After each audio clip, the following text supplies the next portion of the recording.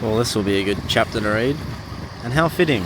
I'm also on some rocks outside near the beach, similar to that video I posted where I spoke about being lonely. I don't think I'm going to get into such a deep topic or personal one-on-one chat now. I'm just saying thanks for listening to that video or watching it.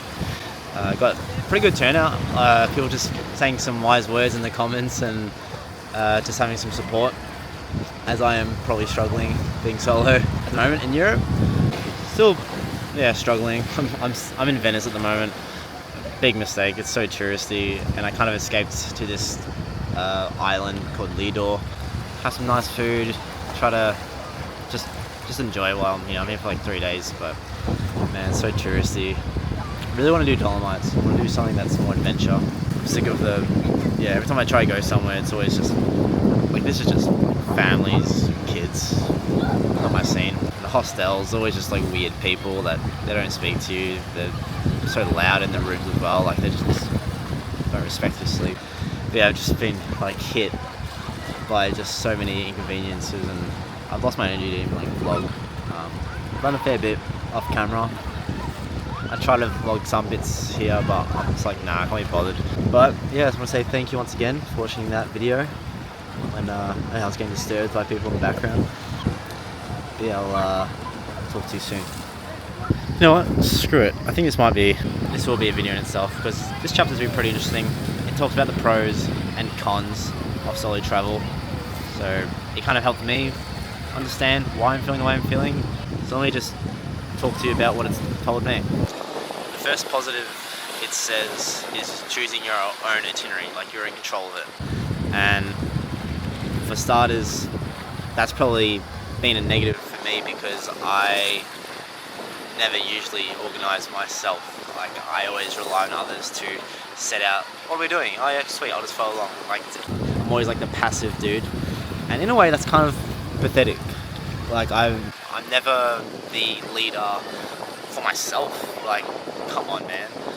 And it even speaks about that as another part of why solo travel is good, is you learn to be independent and reliable for yourself. And I have had to organise that, because I'm being by myself, like where I'm going, what I want to do. And it's been weird, it's been hard, but I'm learning. And hey, self-development, baby, like that's a huge plus, so that is a good thing. It speaks about food freedom, being able to eat what you want to eat, where I want to truly invest my money and enjoy. And I've been loving that. It's really nice to choose what I want to eat. I want to eat good food, I want to eat shit ton of gelato. Simple. Arguments. My word, whenever I travel with people or friends, I always just get like pissed off eventually. At the start, keeping the peace, just doing your thing, you're traveling with your friends, cool, this is exciting. But then it gets to like maybe a week, 2 weeks, and frick, man, just things can definitely piss you off. And the book tells you that like you always get pissed off with your friends, so it gets very rare not to. Like, when I say, like one of the last nights with my mate when we were in Rome, oh my goodness, his alarm, he was snoozing it like 3 times, and he put the alarm like an hour before he had to get up. And I was like, when it made that third noise, I was like, brother, if I hear that noise one more time, I'm gonna lose my shit. And like I felt bad after, but it's just like you just can't control it. Like, I try to be as friendly. I've got pretty good patience, and I try to be as friendly as possible. It's very rare I get angry, but it's inevitable, apparently.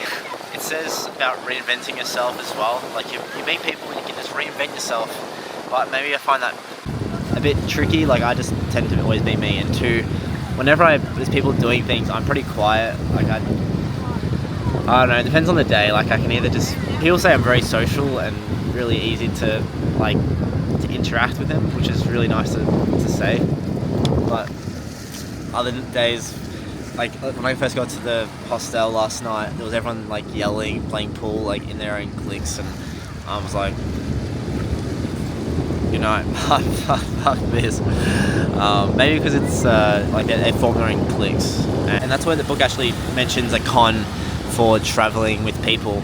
You kind of put a barrier in front of other travellers because you've got your own group, so it's harder for you to meet people. So when you're a solo traveller, it's easier to meet people. And I have met people solo travelling.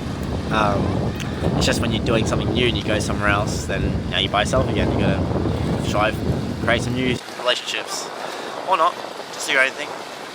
And yeah, a con it mentions for solo travelling is eating. Funny enough, and I know what it means. And pretty much when you go to eat by yourself, it's kind of weird. And I had this when I was in Munich, when Joey was at work. Go to lunch, order something. Yep, just me. Cool, thank you. And just eat the food, no one to talk to.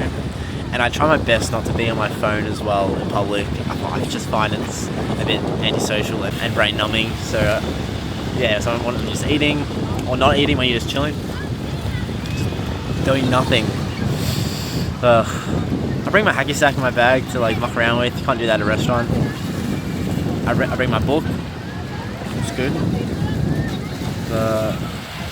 Yeah. This one time in Bali this year, I met a group of people slowly, which was cool. And then this person was eating dinner by themselves. So we kindly asked them, "Hey, do you want to have dinner with us?" And she was like, "Oh yeah, sure." I'm just kind of like waiting for that to happen to me. And I met people last night, these Aussies, and they were eating out somewhere. But when it was time to say goodbye, when we got to Venice, I didn't want to ask them, "Can I eat with you?" And they didn't ask me, so I just parted ways. But they were a cool group. They were a group of Christians, funny enough. But yeah, it even says how when you're a solo traveller, there's no buddy system in terms of there's no one to share your experiences with, which is a huge part of the reason why I kind of psyched myself out and went to the Dolomites to start off with. I want to enjoy it with someone, so you can laugh, you can talk, you can take pictures of each other, videos of each other. Like, you don't get that when you're solo. You just kind of like enjoy it, but it's not the same. And yeah, it concludes about self-growth. So you're, like I said before, you're independent, you're reliable for yourself. This is just you. You don't have to answer to anyone else. You're the leader for you. And honestly, that's probably why I'm struggling. I'm not used to it. I'm such a coward. How have I never done this for myself? That's why they say you got to move out in your 20s so you are your own person. When you're still with your parents, it's kind of pathetic. But my excuse is always, hey, I'm saving so much money, and I am, but I still feel like a kid when I'm at home.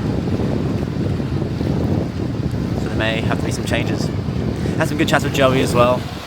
He was telling me how, Matt, you have to move out, work somewhere different, move countries.